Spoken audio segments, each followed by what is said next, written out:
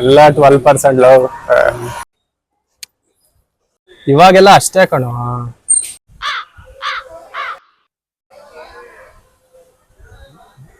ಏನಿದ್ರು ಬಕೆಟ್ ಹಿಡಿಬೇಕಷ್ಟೇ ಮ್ಯಾನೇಜರ್ಗೆ. ಮತ್ತೆ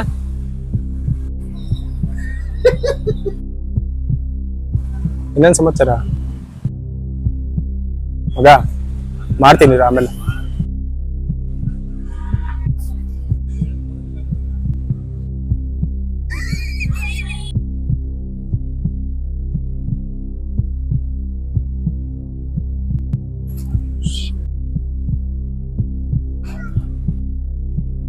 sir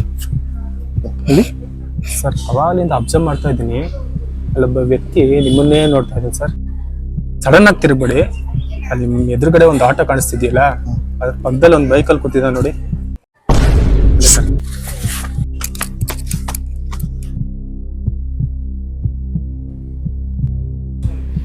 sir 1 ನಿಮಿಷ ಬನ್ನಿ ಇಲ್ಲಿ.